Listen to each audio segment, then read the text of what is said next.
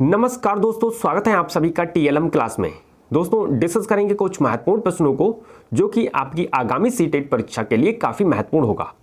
तो दोस्तों आइए हम इन प्रश्नों को डिस्कस कर लेते हैं विद एक्सप्लेनेशन, ताकि आप आगामी सीटेट परीक्षा में कुछ बेहतर कर पाएँ। तो आइए लेते हैं टेस्ट सीरीज का पहला प्रश्न। बात करेंगे अपने चिंतन में अवधारणात्मक परिवर्तन लाने हेतु। अवधारणात्मक दोस्तों होता है कॉन्सेप्चुअल।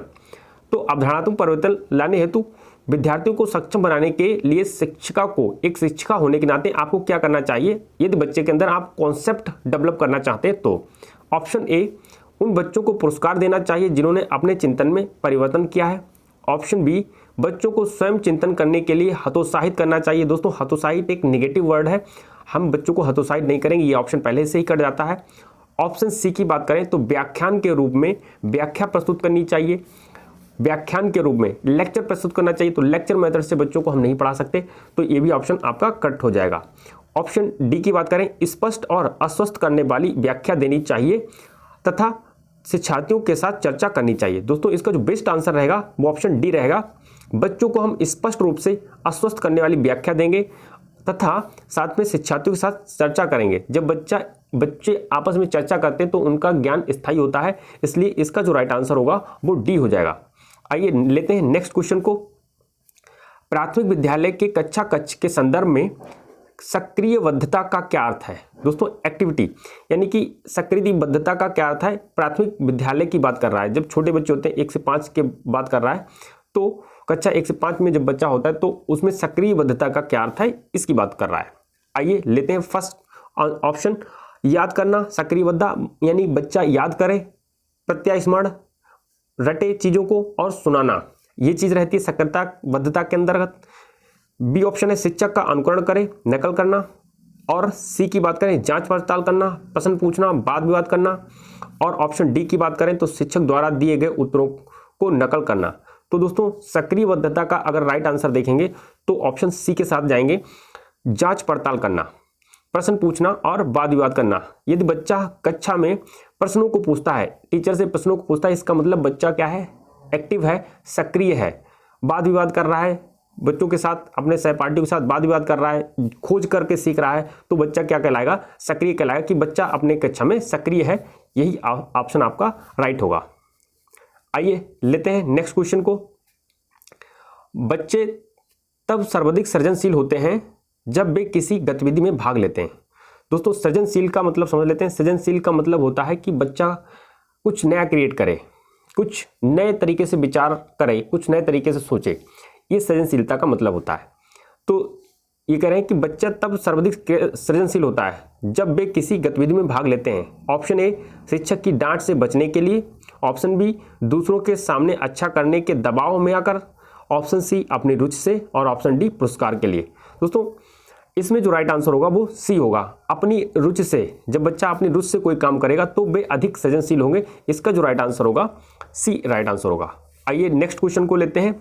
भारत में अधिकांश कक्षाएं बहुभाषी होती हैं और इसे शिक्षक द्वारा डैश के रूप में देखा जाना चाहिए। आपको फिल करना है किस तरीके से बच्चे को, कि जो बहुभाषाई कक्षा है उसको हम किस रूप में लेना चाहिए। तो दोस्तों इसका जो राइट आंसर हम बता दे रहे हैं आपको, सी होगा, संसाधन के रूप में। जैसे दोस्तों कि एक बच्चा है, उसको उस एक स्टैंडर्ड, जैसे आप स्टैंडर्ड भाषा में बच्चे को समझा रहे हैं, अब उसको नहीं समझ आ रहा है तो आप उसकी क्षेत्रीय भाषा में समझाएं, हो सकता है उसको क्षेत्रीय भाषा में समझ आ जाए। तो जो बहुविध भाषाएं हैं, बहुत सी भाषाएं हैं, उन भाषाओं में हम किसी एक भाषा को लेकर के बच्चे को समझा सकते हैं। तो हमें एक टीचर होने के नाते बहुभाषिकता को, बहुभाषी कक्षा को हमें एक संसाधन के रूप में लेना चाहिए। ऑप्शन सी इसका राइट आंसर होगा। आइए नेक्स्ट लेते हैं क्वेश्चन। शिक्षार्थियों द्वारा की गई गलतियां और त्रुटियां। जब एक शिक्षार्थी गलतियां करता है तो त्रुटियां करता है, इसको हम कैसे लेंगे। ऑप्शन ए, बच्चों को कमजोर अथवा उत्कृष्ट चिन्हित करने के लिए अवसर है। ऑप्शन बी, शिक्षक और शिक्षार्थियों की असफलता के सूचक हैं, कि शिक्षक भी असफल है और शिक्षार्थी भी असफल है। ऑप्शन सी की बात करें, उनके चिंतन को समझने के अवसर के रूप में देखी जानी चाहिए। और ऑप्शन डी, कठोरता से निपटाई जानी चाहिए। दोस्तों इसका जो राइट आंसर होगा ऑप्शन सी राइट आंसर होगा। जब एक शिक्षार्थी गलती करता है, त्रुटियां करता है, तो हम क्या करते हैं, उनके चिंतन को समझने का प्रयास करते हैं, अवसर प्रदान करती है कि बच्चा एक किस प्रकार से सोचता है, किस प्रकार से चिंतन करता है। इसका जो राइट आंसर हो जाएगा ऑप्शन सी। आइए नेक्स्ट क्वेश्चन लेते हैं। डैश है, भरना है, आपको फिल करना है कि विचार से बच्चे सक्रिय ज्ञान निर्माता तथा नन्हे वैज्ञानिक हैं जो संसार के बारे में अपने सिद्धांतों की रचना करते हैं। दोस्तों इसका जो राइट आंसर होगा जीन पियाजे होगा। जीन पियाजे ने खोज का सिद्धांत दिया। इन्होंने कहा बच्चे क्या होते हैं, नन्हे वैज्ञानिक होते हैं और वह अपने ज्ञान का निर्माण स्वयं करते हैं। तो इसका जो राइट आंसर होगा दोस्तों डी होगा। इन्होंने खोज अन्वेषण का सिद्धांत दिया है, इसका राइट आंसर डी होगा। आइए नेक्स्ट क्वेश्चन लेते हैं। बाल केंद्रित शिक्षा शास्त्र का अर्थ है, बाल केंद्रित शिक्षा शास्त्र। तो बाल केंद्रित का अर्थ होता है दोस्तों बच्चे को सेंटर में रख करना, यानी बच्चे को केंद्र में रख करके हम जब शिक्षा देते हैं तो इसे कहते हैं बाल केंद्रित शिक्षा। यानी बच्चे की क्या कमियां हैं, बच्चे की क्या जरूरतें हैं, इन सभी को ध्यान में रख करके जब हम उसको शिक्षा देते हैं तो ये बाल केंद्रित शिक्षा कहलाती है। आइए इसी से पूछा गया है कि बाल केंद्रित शिक्षा शास्त्र का अर्थ क्या है। ऑप्शन ए बच्चों को नैतिक शिक्षा देना, ऑप्शन बी बच्चों को शिक्षक का अनुगमन और अनुकरण करना, यानी बच्चे शिक्षक के पीछे पीछे चलें, उनका अनुकरण करें। ऑप्शन सी बच्चों की अभिव्यक्ति और उनकी सक्रिय भागीदारी को महत्व देना, और ऑप्शन डी बच्चों को पूर्ण रूप से स्वतंत्रता देना। तो दोस्तों जैसा कि अभी हमने बताया बाल केंद्रित शिक्षा का बच्चे को ध्यान में रख करके, उनकी जरूरतों को ध्यान में रख करके हम उनको जब शिक्षित करते हैं तो क्या कहलाता है, बाल केंद्रित शिक्षा कहलाता है। तो इसका राइट आंसर होगा सी, बच्चों की अभिव्यक्ति, जो बच्चे अभिव्यक्त करना चाहते हैं और उनकी सक्रिय भागीदारी को महत्व देना कि वो क्या व्यक्त करना चाहते हैं, क्या बताना चाहते हैं, उस बात को इसमें लिया गया है, और इसका जो राइट आंसर होगा सी होगा। आइए नेक्स्ट क्वेश्चन लेते हैं। जटिल परिस्थिति को संसाधित करने में शिक्षक बच्चों की सहायता कर सकता है। कह रहा है कि अगर जटिल समस्या है, आपके पास जटिल परिस्थिति है और उसको एक शिक्षक होने के नाते आप कम करना चाहते हैं, तो कैसे बच्चे को कम करके और उसको समझाएंगे बच्चों को। तो ऑप्शन ए प्रतियोगिता को बढ़ावा देकर और सबसे पहले कार्य पूरा करने वाले बच्चे को पुरस्कार देकर। ऑप्शन बी कोई भी सहायता ना देकर जिससे बच्चे अपने आप निर्वाह करना सीखें। ऑप्शन सी उस पर एक भाषण देकर। ऑप्शन डी कार्य को छोटे हिस्सों में बांटने के बाद निर्देश लिखकर। तो दोस्तों इसका जो राइट आंसर होगा ऑप्शन डी राइट आंसर हो जाएगा। जब हम एक बड़े समस्या को छोटे छोटे भागों में तोड़कर बताते हैं तो बच्चे आसानी से उसको सीख जाते हैं, इसलिए इसका जो राइट आंसर हो जाएगा दोस्तों डी राइट आंसर हो जाएगा। आइए नेक्स्ट क्वेश्चन को लेते हैं। शिक्षार्थियों से ये अपेक्षा रखना कि वे ज्ञान को उसी रूप में पुनः प्रस्तुत कर देंगे जिस रूप में उन्होंने इसे ग्रहण किया है। दोस्तों इसका मतलब ये हुआ कि एक शिक्षार्थी है और आप उससे ये अपेक्षा रखते हैं कि जैसा आपने पढ़ाया है, जैसा किताब में लिखा है या जैसा आपने पढ़ाया है, बच्चा उसी रूप में क्या कर देगा, आपको सुना देगा या लिख देगा।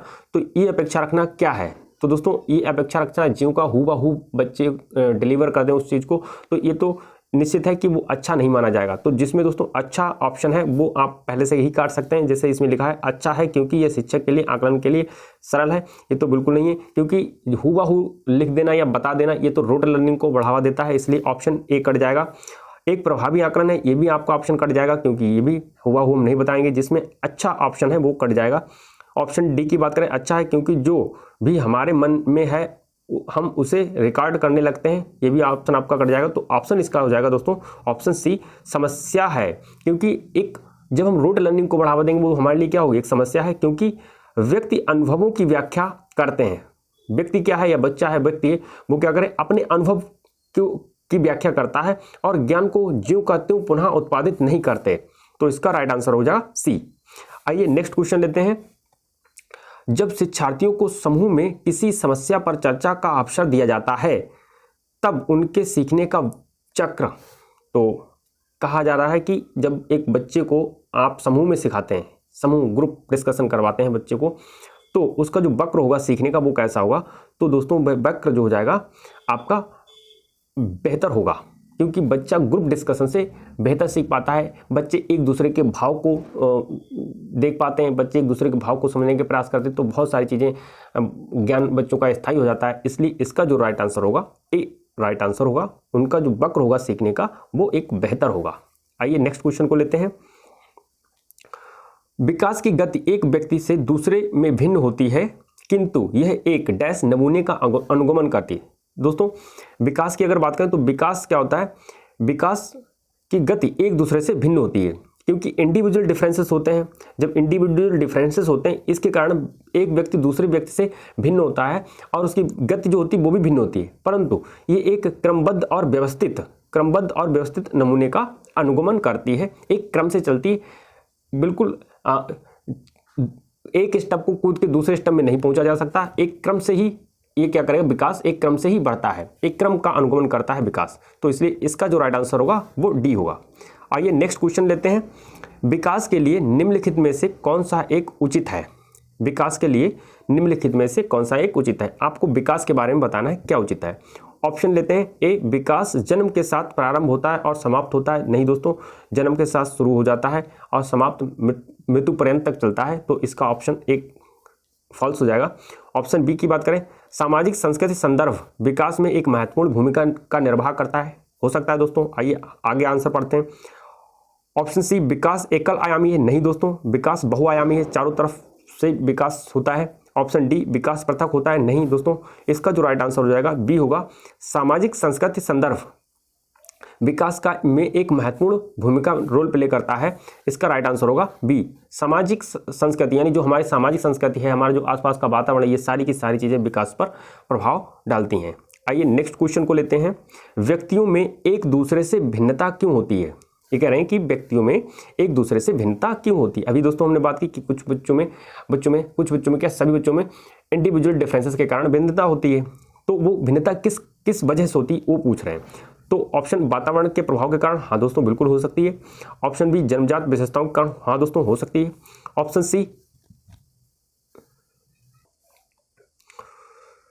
सी, वंशानुक्रम और वातावरण के बीच अन्योन्य क्रिया के कारण।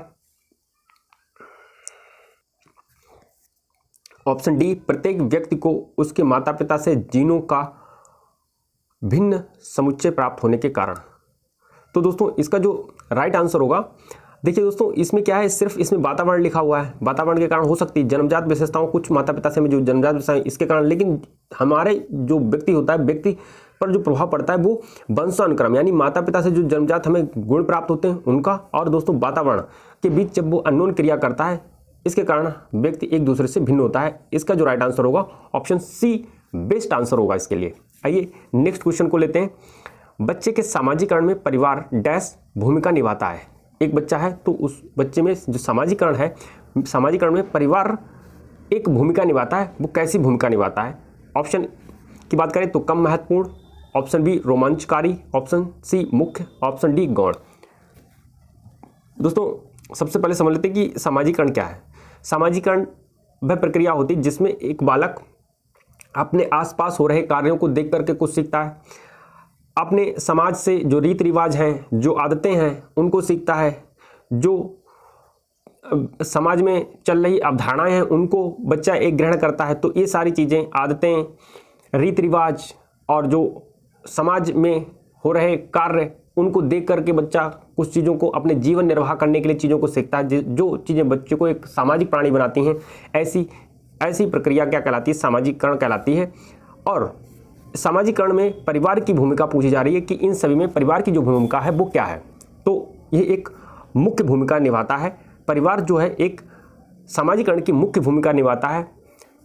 सी इसका राइट आंसर होगा। आइए नेक्स्ट क्वेश्चन लेते हैं। निम्नलिखित में से कौन सा एक सही मिलान वाला जोड़ा है? सही मिलान करना है आपको। इसमें दोस्तों दिया है जीन पियाजे के संज्ञानात्मक विकास से संबंधित कुछ ऑप्शंस दिए हैं और उनको सही मिलान करना है कि जीन पियाजे ने चार स्टेजेस बताई हैं: संवेदीगामक, पूर्व संक्रियात्मक अवस्था, मूर्त संक्रियात्मक अवस्था और औपचारिक संक्रियात्मक अवस्था। तो ये 4 अवस्थाएं दी हैं और इन अवस्थाओं में कुछ विशेषताएं हैं दोस्तों। उन विशेषताओं से आपको मैच करना है कि कौन सी विशेषता किस स्टेज से मैच करती है। ऑप्शन ए मूर्त संक्रियात्मक अवस्था, बच्चा साधारण एवं वर्गीकरण करने योग्य होता है। ऑप्शन बी औपचारिक संक्रियात्मक अवस्था में बच्चा अनुकरण, प्रारंभ, कल्पनापरक खेल।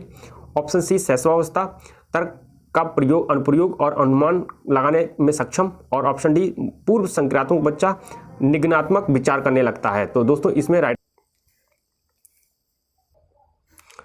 तो दोस्तों अगर बात करें तो सबसे पहले बात कर लेते हैं पूर्व संक्रियात्मक बच्चा निगमनात्मक तर्क। तो दोस्तों पूर्व संक्रियात्मक अवस्था की जो स्टेज होती है वो होती है आपकी 7 से 11 वर्ष, 7 से 11 वर्ष होती है। और 7 से 11 वर्ष में निगमनात्मक तर्क प्रत्यय नहीं आता है, तो इसका डी ऑप्शन कट जाएगा। ऑप्शन सी की अगर बात करें, शैशवावस्था की जो स्टेज होती है दोस्तों वह होती है 0 से 2 वर्ष। अब 0 से 2 वर्ष में बच्चा होता है, उसमें क्या तर्क का प्रयोग कर लेता है? नहीं दोस्तों, तो इसका सी ऑप्शन भी कट जाएगा। आइए नेक्स्ट लेते हैं बी ऑप्शन, औपचारिक संक्रियात्मक अवस्था। इसमें अनुकरण करता है दोस्तों। औपचारिक संक्रियात्मक अवस्था आती है 11 वर्ष के बाद। तो 11 वर्ष के बाद में बच्चा अनुकरण प्रारंभ करता है? नहीं, बच्चा जब छोटा होता है, शैशवावस्था में होता है, तभी वह अनुकरण प्रारंभ कर देता है। तो दोस्तों ये भी ऑप्शन कट जाएगा। ऑप्शन ए इसका राइट आंसर होगा, मूर्त संक्रियात्मक अवस्था। मूर्त संक्रियात्मक अवस्था यानी कि 0 से अगर बात करें तो मूर्त संक्रियात्मक अवस्था जो वर्ष है, वर्ष रहेगा आपका 7 से 11 वर्ष में मूर्त संक्रियात्मक अवस्था कहलाती है। इसमें बच्चा क्या करता है, इसमें साधारण और वर्गीकरण करना सीख जाता है। यानी कि यदि आपने एक जगह पर पेंसिल, पेन, शॉर्पनर्स और कुछ बोटल्स रख दी हैं छोटी छोटी, तो इन सभी को एक में मिक्स करके रख दिया, तो इनको बच्चे से कहोगे आपकी वर्गीकरण कर दे, इनका अलग अलग इनको कर देगा, तो वो इन सबको अलग अलग करके रख देगा। पेंसिल को अलग कर देगा, पेन को अलग कर देगा, बोटल्स को अलग कर देगा, इन सारी चीज़ों को अलग अलग कर देगा। वर्गीकरण बच्चा करना सीख जाता है मूर्त संक्रियात्मक अवस्था में। तो इसका राइट आंसर होगा ऑप्शन ए। आइए नेक्स्ट क्वेश्चन को लेते हैं। एक बच्ची कहती है धूप में कपड़े जल्दी सूख जाते हैं, वह डैश की समझ को प्रदर्शित कर रही है। तो इसमें बताना है आपको आंसर। ऑप्शन ए प्रतीकात्मक विचार, ऑप्शन बी अहम केंद्रित चिंतन, ऑप्शन सी कार्यकरण, ऑप्शन डी विपर्य चिंतन। तो इसका जो राइट आंसर होगा दोस्तों वह होगा ऑप्शन सी। ऑप्शन सी इसका राइट आंसर होगा। किसी वस्तु की उपस्थिति में जब कोई कार्य होता है उसे बोलते हैं कार्यकरण। तो इसमें क्या कह रहा है, धूप आने से कपड़े जल्दी सूख जाते हैं, यानी धूप है और धूप की उपस्थिति में एक कार्य हो रहा है, इसे हम दोस्तों कहेंगे कार्यकरण। तो इसका राइट आंसर होगा सी। आइए नेक्स्ट क्वेश्चन लेते हैं। पियाजे के अनुसार बच्चों का चिंतन वयस्कों से डैश में भिन्न होता है बजाय डैश के। तो दोस्तों इसकी अगर हम बात करें इस क्वेश्चन की, तो आपको बताना है कि बच्चों का जो चिंतन है वयस्कों, जो वयस्क है उनसे किस टाइम में भिन्न होता है और बजाय किसके। इसका जो राइट आंसर दोस्तों होगा वो होगा ऑप्शन सी, यानी कि बच्चों का जो चिंतन होता है वो प्रकार में भिन्न होता है और मात्रा में क्या होता है, मात्रा में सेम होता है। यानी कि जैसे दोस्तों अगर हम बात करें, एक वयस्क व्यक्ति है और उस वयस्क व्यक्ति को 6000 थॉट आते हैं पर डे, 6000 थॉट आते हैं। तो एक बालक है या बच्चा है, उसको भी 6000 थॉट ही आएंगे, उसको भी 6000 ही लगभग थॉट आएंगे, लेकिन उसका जो सोचने का तरीका होता है, जो प्रकार होता है वो भिन्न होता है। हो सकता है वयस्क तार्किक चिंतन का प्रयोग करके किसी समस्या को सॉल्व करते हैं, लेकिन बच्चे उतना प्रयोग नहीं कर पाते। तो ऑप्शन इसका जो होगा सी राइट आंसर होगा। आइए नेक्स्ट क्वेश्चन को लेते हैं। निम्नलिखित में से कौन सा एक आधारभूत सहायता का उदाहरण है? आधारभूत का मतलब होता है बेसिक बच्चे को एक सहायता हमें प्रदान करनी होती है जिससे वह किसी कार्य को आसानी से कर पाए।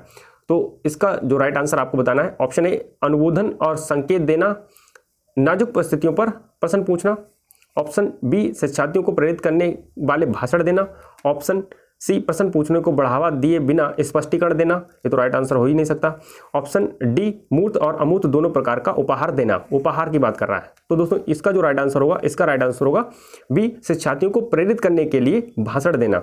जब हम बच्चे को प्रेरित कर देंगे तो वो किसी काम को आसानी से खुद कर लेंगे। तो इसका जो बेस आधारभूत जो सहायता प्राप्त करनी होती है हमको, ऑप्शन बी के साथ जाएंगे। आइए नेक्स्ट क्वेश्चन पर चलते हैं। वाइगोत्स्की के अनुसार बच्चे सीखते हैं।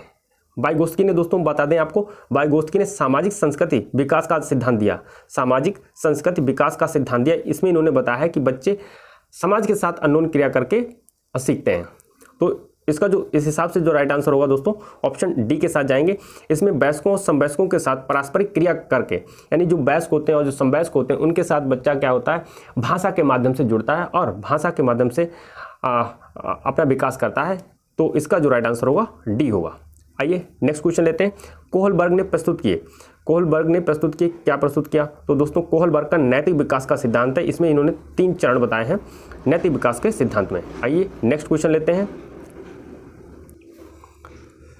निम्नलिखित में से कौन सी स्थिति बाल केंद्रित कक्षा कक्ष को प्रदर्शित कर रही है? बाल केंद्रित कक्षा कक्ष को प्रदर्शित कर रही है। दोस्तों बाल केंद्रित की अभी हम बात कर चुके थे इससे पहले कि बाल केंद्रित का मतलब बच्चे को ध्यान में रखकर, बच्चे की आवश्यकताओं को ध्यान में रखकर, बच्चे की कमियों को ध्यान में रख करके जब हम शिक्षा देते हैं बच्चे को तो वो कहलाती बाल केंद्रित शिक्षा। तो ऑप्शन ए, एक कक्षा जिसमें शिक्षक का नोट लिख देती है और उन्हें शिक्षार्थियों को याद करने के लिए, दोस्तों याद करने वाला हमेशा नेगेटिव वर्ड होता है, बच्चों को हम रोट लर्निंग के लिए बढ़ावा नहीं देते, तो ऑप्शन ए कट जाएगा। ऑप्शन बी की बात करें, एक कक्षा में पाठ्य पुस्तक एकमात्र साधन होती है, तो दोस्तों एकमात्र साधन पाठ्य पुस्तक ही एकमात्र ऐसे साधन है जिससे बच्चे सीख सकते हैं, तो ये भी ऑप्शन आपका क्या हो जाएगा, कट जाएगा। ऑप्शन सी की बात करें, एक कक्षा जिसमें शिक्षार्थी समूहों में बैठे हैं और शिक्षिका बारी बारी से प्रत्येक समूह में जा रही है, ये आंसर हो सकता है। आइए डी की तरफ चलते हैं। एक कक्षा जिसमें शिक्षार्थियों का व्यवहार शिक्षिका द्वारा दिए जाने वाले पुरस्कार और दंड से संचालित होता है, यानी कि एक शिक्षिका है और वह व्यवहार जो भी बच्चे के अंदर प्रभावित लाती तो हर बार पुरस्कार देती है, दंड देती है, तो पुरस्कार और दंड देना नेगेटिव होता है। दोस्तों हम जाएंगे ऑप्शन सी के साथ, एक कक्षा कक्ष में शिक्षार्थी समूह में बैठे हैं, एक कक्षा है उसमें बच्चे क्या करते हैं, समूह में बैठे हैं और बारी बारी से वो शिक्षिका क्या कर रही है, प्रत्येक समूह का निरीक्षण कर रही है, इसका राइट आंसर होगा सी। आइए नेक्स्ट क्वेश्चन की तरफ चलते हैं। बुद्धि है, तो बुद्धि क्या है? ऑप्शन ए, सामर्थ्यों का एक समुच्चय, ऑप्शन बी एक अकेला और जातीय विचार, एक ऑप्शन सी दूसरों के अनुकरण करने की योग्यता, ऑप्शन डी एक विशिष्ट योग्यता। तो दोस्तों इसका जो राइट आंसर होगा, बुद्धि क्या है? समस्याओं को सॉल्व करने की एक शक्ति है, एक पावर है, तो सामर्थ्य का एक समुच्चय होता है बुद्धि, ऑप्शन। आइए नेक्स्ट क्वेश्चन लेते हैं। भाषा विकास के लिए प्रारंभिक बचपन डैश काल कहलाता है। प्रारंभिक बचपन की अगर बात करें तो यानी ये कह रहे हैं कि पूर्व बाल्यावस्था की बात कर रहे हैं, तो पूर्व बाल्यावस्था कैसी अवस्था है भाषा विकास के लिए? तो दोस्तों इसका जो राइट आंसर होगा ऑप्शन सी, अति संवेदनशील है, क्योंकि उसमें बच्चे में जो भाषा हम सिखाते हैं बच्चे को वो स्थायी रूप ले लेती है, इसलिए इसका जो राइट आंसर होगा सी। आइए नेक्स्ट क्वेश्चन लेते हैं। एक सह शिक्षिका कक्षा में लड़कों से शिक्षक यह कहता है लड़के बनो और लड़कियों जैसा व्यवहार मत करो, यह टिप्पणी दर्शाती है, यानी कि शिक्षक कहता है लड़कों से कि लड़के बनो लड़कियों जैसा व्यवहार मत करो, यह टिप्पणी किस चीज़ को दर्शाती? तो दोस्तों इसका जो राइट आंसर होगा वो सी राइट आंसर होगा, क्योंकि इसमें लड़के लड़कियों में भेदभाव की रूढ़िबद्ध धारणा प्रकट हो रही है। इसमें क्या है कि हम लड़कों से कहते हैं कि लड़कों अंदर क्या भावना नहीं होती, लड़के अंदर भावना होती है, यानी अगर हम किसी एक तरफ झुकाव लेते हैं तो वह कहलाती है रूढ़िबद्ध धारणा को प्रकट करता है, इसका राइट आंसर होगा सी। रूढ़िबद्ध धारणा दोस्तों क्या होती है कि हम किसी एक जाति या एक ग्रुप को हम जब विशेष महत्व देने लगते हैं तो वो क्या कहलाती है, रूढ़िबद्ध धारणा कहलाती है। जैसे किचन में केवल लड़कियां खाना बना सकती हैं क्या? नहीं, लड़के भी बना सकते हैं। जब हम ऐसे विचारों को देते हैं कि लड़कियां ही किचन में खाना बनाएंगी तो ये क्या है, ये रूढ़िबद्ध धारणा की विचारधारा है, तो इसका जो राइट आंसर हो जाएगा सी। आइए नेक्स्ट क्वेश्चन लेते हैं। आकलन यानी असेसमेंट, आकलन क्या है? आकलन की अगर बात करें तो बच्चों को लेवल करने, नाम देने और वर्गीकरण करने की अच्छी रणनीति, हाँ इसमें हम बच्चे को लेवल और वर्गीकरण कर सकते हैं, लेकिन क्या ये सबसे बेस्ट आंसर होगा? देखते हैं आगे ऑप्शन। बच्चों में प्रतियोगितात्मक भावना को सक्रिय रूप से बढ़ावा देना, ऑप्शन सी सीखने को सुनिश्चित करने के लिए तनाव और दबाव को उत्पन्न करना, ऑप्शन डी सीखने में सुधार का एक तरीका। तो दोस्तों इसका जो बेस्ट आंसर होगा ऑप्शन डी होगा। हम बच्चे को वर्गीकरण तो कर सकते हैं, लेकिन इससे बेस्ट आंसर किस लिए हम आकलन करते हैं? ताकि बच्चों में हम क्या करें, सुधार कर सकें, जो उनकी मिस्टेक्स हैं, जो कमियां रह गई हैं उनको हम सुधार सकें, इसका राइट आंसर होगा डी। आइए नेक्स्ट क्वेश्चन लेते हैं। निम्नलिखित में से कौन सा एक कथन समावेशन का सबसे अच्छा वर्णन करता है? समावेशन का मतलब होता है दोस्तों जब हम सभी प्रकार के शिक्षार्थियों को, अस्थिबाधित हो, सामाजिक निष्कर्ष बच्चे हों, दृष्टिबाधित हों, सारे बच्चों को हम, चाहे वो धीरे सीखने वाले बच्चे हों, उन सभी को हम जब एक छत के नीचे शिक्षा देते हैं तो दोस्तों इसे क्या कहते हैं, समावेशी शिक्षा कहते हैं। तो यहाँ पूछा गया समावेशन का सबसे अच्छा वर्णन करने वाला क्या करता है, अच्छा वर्णन करता है, कौन सा ऑप्शन है? ऑप्शन ए एक विश्वास है कि बच्चे को अपनी योग्यताओं के अनुसार अलग किया जाना चाहिए, ऑप्शन बी एक विश्वास है कि कुछ बच्चे कभी कुछ खास ही नहीं कर सकते, ऑप्शन सी ये एक दर्शन है कि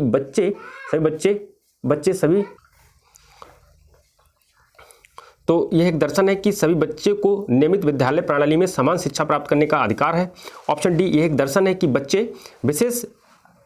बच्चे ईश्वर के विशेष उपहार हैं, तो इसका जो राइट आंसर होगा वो होगा ऑप्शन सी। ये एक दर्शन है कि सभी बच्चों को नियमित विद्यालय, सभी बच्चों को, सभी की बात कर रहा है, सभी बच्चों को नियमित विद्यालय प्रणाली में समान शिक्षा प्राप्त करने का अधिकार है। सभी बच्चों को एक समान शिक्षा प्राप्त करने का अधिकार है। ऑप्शन सी इसका राइट आंसर होगा। आइए लेते हैं नेक्स्ट क्वेश्चन। वंचित वर्ग की पृष्ठभूमि के बच्चों को शिक्षा प्रदान करने के लिए शिक्षक को चाहिए कि वंचित वर्ग जो किसी प्रकार से शिक्षा से छूटा रह गया है, छूट गया है किसी प्रकार से, तो एक शिक्षक होने के नाते आपको क्या करना चाहिए? ऑप्शन ए, उन्हें बहुत सारा लिखित कार्य दें, बहुत सारा लिखित कार्य दें। ऑप्शन बी, उनके बारे में अधिक जानकारी जुटाने का प्रयास करें और उन्हें कक्षा में होने वाली चर्चा में शामिल करें। ऑप्शन सी, उन्हें कक्षा में अलग बिठाएं। ऑप्शन डी, उन पर ध्यान ना दें क्योंकि वे दूसरे शिक्षार्थियों के साथ अंतःक्रिया नहीं कर सकते। तो इसका जो राइट आंसर होगा ऑप्शन बी, उनके बारे में अधिक जानकारी जुटाने का प्रयास करना चाहिए और उन्हें कक्षा में होने वाली चर्चा में शामिल करना चाहिए। ये वंचित वर्ग के बच्चे के लिए काफ़ी लाभदायक होगा। आइए नेक्स्ट क्वेश्चन लेते हैं। ऑप्शन निम्नलिखित में से कौन सा व्यवहार बच्चे की अधिगम निरोगता की पहचान करता है? यानी कि कौन सा ऐसा ऑप्शन है जो बच्चे की अधिगम निरोगता को हम अधिगम अक्षमता भी कहते हैं की पहचान करता है? ऑप्शन ए, मनोभाव का जल्दी बदलना, मूड स्विंगिंग होना, जल्दी मनोभाव का बदल जाना। ऑप्शन बी, अपमानजनक व्यवहार करना। ऑप्शन सी, शब्दों को सही तरह से ना समझ पाना तथा शब्दों को सही तरह से ना लिख पाना। और ऑप्शन डी, ए और बी दोनों। तो इसका जो राइट आंसर होगा ऑप्शन सी, जब बच्चा किसी चीज़ को अच्छी तरह नहीं समझ पाता है या फिर वह शब्दों को सही तरह नहीं लिख पाता, इसे कहते हैं हम अधिगम अक्षमता। सी इसका राइट आंसर होगा। आइए नेक्स्ट क्वेश्चन लेते हैं। एक बच्चा जो आंशिक रूप से देख सकता है, यानी कि आंशिक रूप से देख सकता है, या यूं हम कह सकते हैं कि उसको आंशिक रूप से दिखाई देता है या आंशिक रूप से उसको दिखाई नहीं देता है, तो ऐसा बच्चा है तो उसके लिए हमें क्या करना होगा? ऑप्शन ए, बिना किसी विशेष प्रावधान को नियमित विद्यालय में डालना चाहिए। बिल्कुल गलत है भाई, एक आंशिक रूप से बच्चा देख पा रहा है तो उसके लिए कुछ विशेष सुविधा तो होनी ही चाहिए। ऑप्शन बी, उसे शिक्षा नहीं देनी चाहिए क्योंकि उसके किसी काम की नहीं, ऐसा भी नहीं है, बिल्कुल गलत है। ऑप्शन सी, उसे अलग संस्थान में डालने की आवश्यकता है। ऑप्शन डी, विशेष प्रावधान करते हुए नियमित विद्यालय में रखना चाहिए। तो इसका जो राइट आंसर होगा ऑप्शन डी राइट आंसर होगा, विशेष प्रावधान कर दें बच्चे के लिए। यदि हम कुछ ऐसे उपकरण बच्चे को दे दें ताकि उसको थोड़ा स्पष्ट दिखाई दे पाए और नियमित विद्यालय में उसे रखना चाहिए, इसका राइट आंसर होगा ऑप्शन डी। आगे नेक्स्ट क्वेश्चन लेते हैं। सीखना यानी लर्निंग क्या है, इसके बारे में आपसे पूछा जा रहा है कि लर्निंग क्या है, सीखना क्या है। ऑप्शन ए, सीखने वाले के संवेगों से प्रभावित नहीं होता है, कि संवेग सीखने को प्रभावित नहीं करते हैं। ऑप्शन बी, संवेगों से क्षीण संबंध रखता है, बहुत कम संबंध रखता है संवेगों से सीखना। ऑप्शन, सीखने वाले के संवेगों से स्वतंत्र है, जो सीखने वाला है संवेग उससे क्या है, स्वतंत्र है। ऑप्शन डी, सीखने वाले के संवेगों से प्रभावित होता है। तो दोस्तों इसका जो राइट आंसर होगा, सीखना यानी लर्निंग जो होती है वह सीखने वाले के संवेग, उसके संवेग कैसे, हाव भाव कैसे, क्या उसके विचार मनोप्रक्रिया चल रही है, इससे वो क्या होता है, प्रभावित होता है। इसका राइट आंसर होगा ऑप्शन डी।